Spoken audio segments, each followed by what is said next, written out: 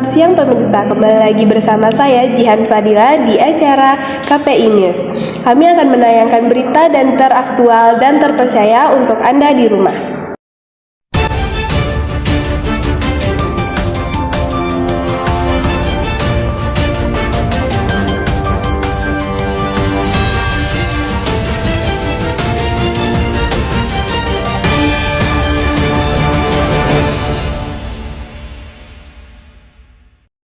Berita pertama, kenaikan harga bahan pokok kian melonjak di pasaran, salah satunya harga beras.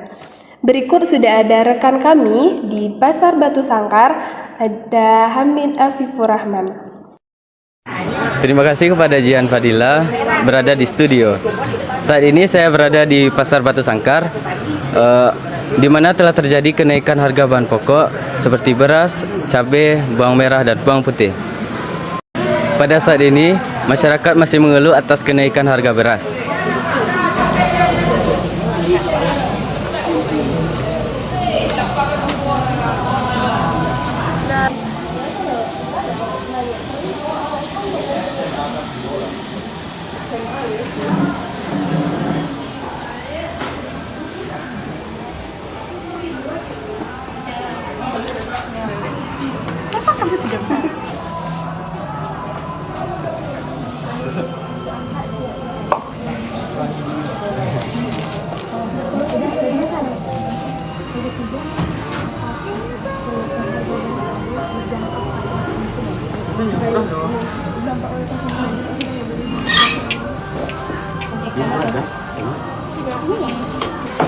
Baiklah, saat sekarang ini saya sudah berada di tempat penjual beras yang akan saya wawancarai. Dengan kakak siapa, Kak? Saya Wulan Ramadhani. Baik, berapakah harga beras pada saat ini, Kak? Untuk saat sekarang ini atau pada tahun ini harga beras netral-netral saja berkisar antara 15.000 sampai dengan 17.000. Terus, apakah harga beras tersebut mengalami kenaikan harga dibandingkan dengan tahun kemarin, Kak? Tentu saja mengalami kenaikan harga dikarenakan cuaca atau pemerintah tidak kondusif yang menyebabkan harga menaik atau mengalami inflasi sebesar 15 sampai 20%. Terus, bagaimana dampak kenaikan harga tersebut terhadap konsumen, Kak? Biasanya konsumen hanya mengeluh, lalu tetap membeli seperti biasa, hanya mengeluh. Tapi sebagian besar juga ada yang memilih membeli di tempat lain dikarenakan harganya relatif lebih murah. Terima kasih kepada Kak Wulan.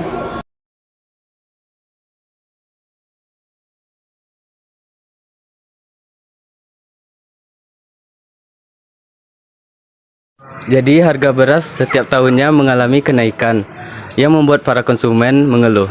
Saya Hamid Afifur Rahman, kembali ke studio. Berita selanjutnya, hari ini kami akan mengajak Anda ke salah satu tempat wisata yang ada di Batu Sangkar, tepatnya di Istana Basa Pagaruyung, di mana tempat ini merupakan destinasi favorit yang ada di Batu Sangkar. Baik, sudah ada rekan kami, Dwi Hartika, yang akan mengajak Anda berwisata di Istana Basa Pagaruyung.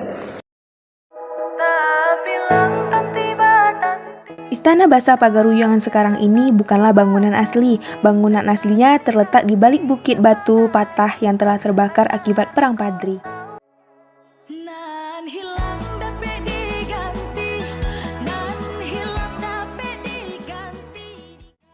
Halo semua, kembali lagi bersama saya Dwi Hartika. Kali ini kita sudah berada di Istana Basa Pagaruyung. Bangunan Istana Pagaruyung yang sekarang ini merupakan replika dari Istana Pagaruyung dulu. Bangunan ini sepenuhnya terbuat dari kayu. Istana Basa Pagaruyung ini merupakan destinasi terfavorit yang ada di Batu Sangkar. Destinasi ini banyak dikunjungi oleh warga lokal maupun mancanegara.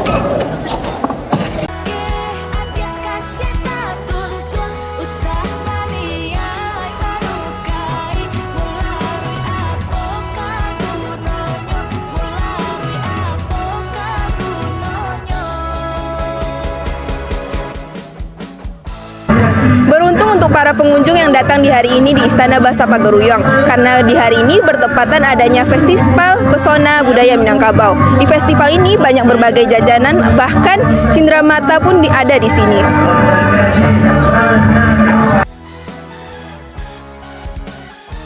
Berbagai makanan dan minuman yang dijual di sini.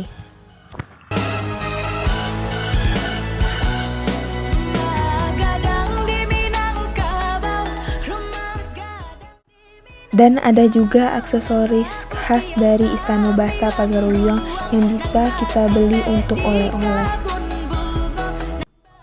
Serta permainan anak-anak pun banyak juga di sini.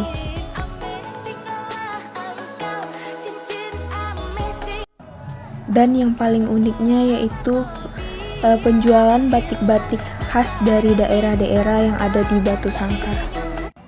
Ini adalah salah satu penampilan dari tari kreasi anak nagari Randai Ganting Kaba Palito Alam.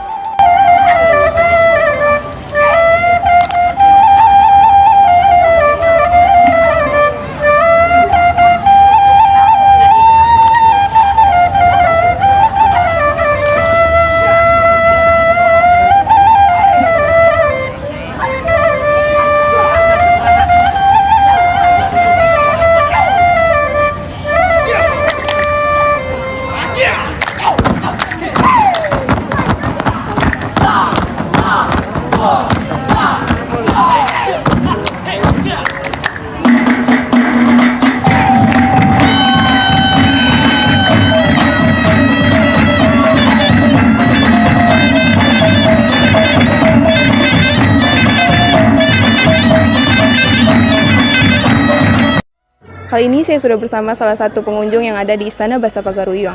Itu dengan Bang siapa? Nanda Oh, Nanda. Abang dari mana? dari Jambi. Dari Jambi. Abang datang ke sini tuh niatnya mau berkunjung atau ada apa gitu? Memang lagi liburan sih, katanya destinasi favorit juga di sini. Abang ke sini tuh baru pertama kali atau udah pernah? Pertama kali sih. Oh, pertama kali. Menurut Abang Istana Bahasa Pagaruyung ini bagaimana? Lumayan bagus sih, terjaga dan juga unik sih karena pertama kali bertemu. Bagaimana saran Abang tentang tempat wisata ini?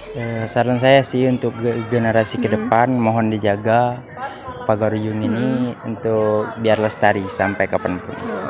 Makasih Bang. Sama-sama.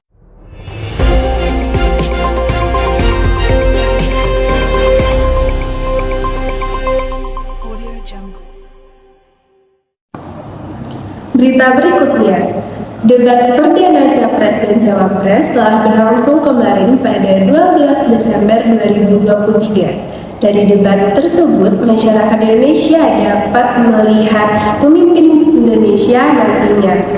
Di sana sudah ada rekan kami Fitri Royhana untuk menanyakan tanggapan mahasiswa sebagai anak muda dan generasi bangsa.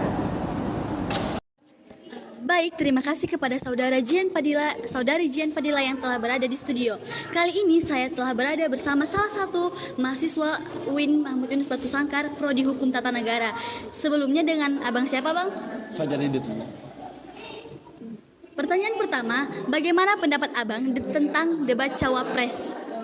Untuk debat Cawapres pada tahun sekarang ini itu yang pastinya adil. Maksudnya adil di sini yaitu setiap dari bobot ataupun pertanyaan dan juga jawaban yang telah diberikan dan juga dilontarkan oleh calon wakil presiden kepada media dan juga kepada para ataupun kepada rakyat yang telah menonton itu bobotnya sama gitu. Mereka menjawab pertanyaan-pertanyaan krusial, hal-hal yang diperlukan ke depannya dan juga tidak luput dari mungkin evaluasi dari kepemimpinan sebelumnya gitu. Baiklah, apakah hal ini berkaitan dengan politik menurut Abang?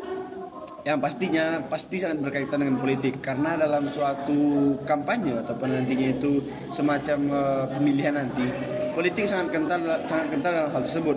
Karena begini, dalam memutuskan ataupun nantinya menentukan wakil ataupun presiden kita, politik itu 50% berperan di dalam nantinya keputusan akhir apapun yang akan terjadi gitu. Karena politik disitulah wadah ataupun ranahnya dalam berpeluang ataupun bermain gitu. Baiklah, pertanyaan terakhir, Bang. apa harapan Abang dan pesan Abang kepada para pemuda di luar sana? Mungkin harapan juga pesan untuk teman-teman ataupun pemuda di luar sana, gunakan hak suara teman-teman. Jangan pernah memakai suara teman-teman tersebut untuk hanya 50.000 dalam satu hari. Teman-teman dikasih uang ataupun nanti serangan fajar, tapi pikirkanlah 5 tahun yang akan depan, bukan 50.000 untuk satu hari. Terima kasih. Baik, begitulah wawancara saya dengan Bang Fajar Hidayatullah, mahasiswa salah satu hukum tata negara. Saya Fitri Royhana dan kru yang bertugas kembali ke studio.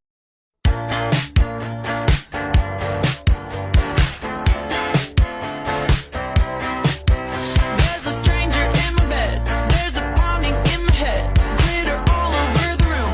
Pink flamingos in the pool. I smell like a minibar. DJ's passed out in the yard. Bobby's on the barbecue. This a hickey or a bruise. Pictures of last night ended up online. I'm screwed. Oh well. It's a blacked out blur, but I'm pretty sure it ruled. Damn. Last Friday night, yeah, we danced on tabletops. Man, we took too many shots. Think we kissed, but I forgot. Last Friday night, yeah, we maxed our credit cards. And you kicked out of the bar, so we hit the boulevard. Last Friday night, we went kicking in the park, skinny dipping in the dark, then had a menage a trois. Last Friday night, yeah, I think we broke the law. Always say we're gonna stop. Here's Friday night, do it all again.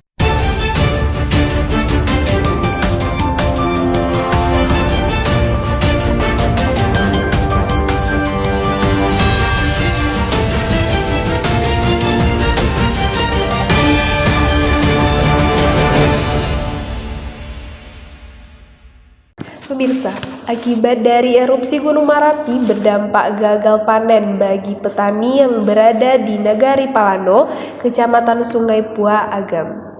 Berita ini akan disampaikan oleh rekan kami, Fitri Rahmadani, yang sudah ada di Batu Palano. Baiklah teman-teman, kita sudah berada di Batu Plano, yaitu tempat pertanian yang ada di bawah Gunung Kaki Merapi.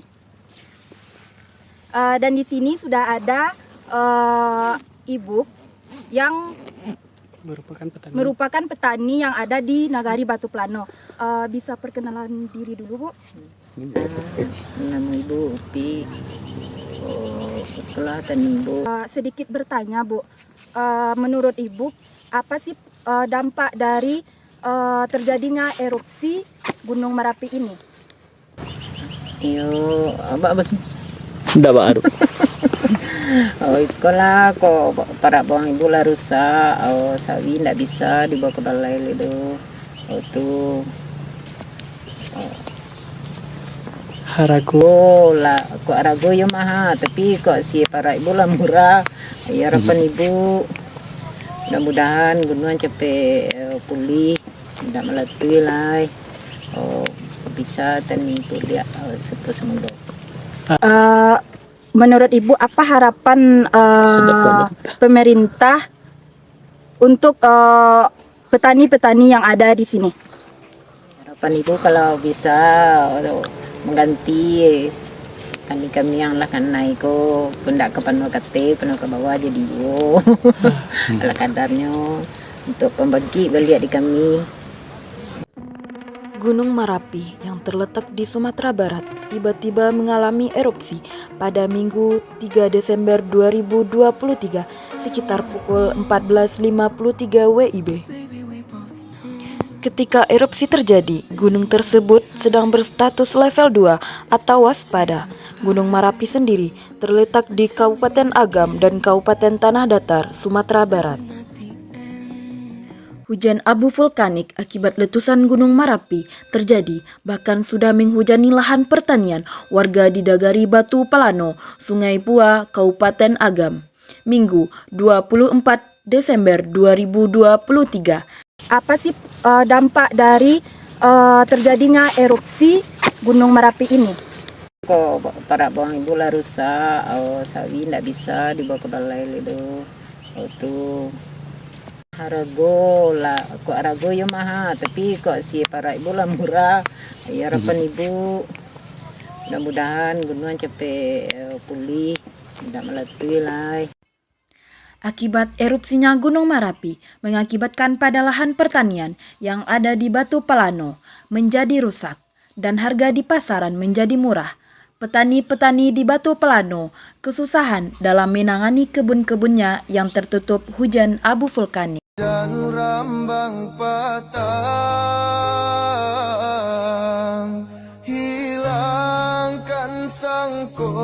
Mungkin itu Bu, terima kasih Bu atas waktunya. Sekian dari kami. Assalamualaikum warahmatullahi wabarakatuh.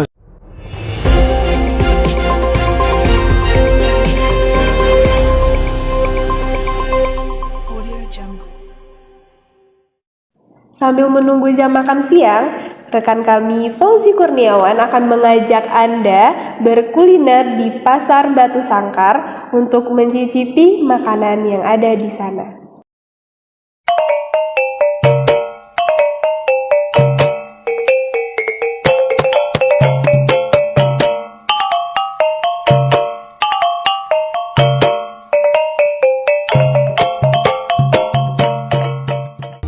Halo guys, kembali lagi bersama saya Fauzi Kurniawan.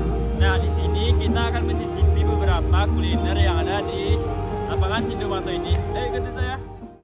Relokasi pedagang di sekitar lapangan Cindomato Batu Sangkar mulai dilaksanakan semenjak Minggu 5 Februari 2023. Pedagang yang semula berjualan di lokasi parkir depan lapangan Cindomato dipindahkan lokasi yang telah disiapkan pemerintah Kabupaten Tanah Datar, yaitu di Jalan Sutoyo atau jalan menuju Benteng Vendor Kapelan Batu Sangkar.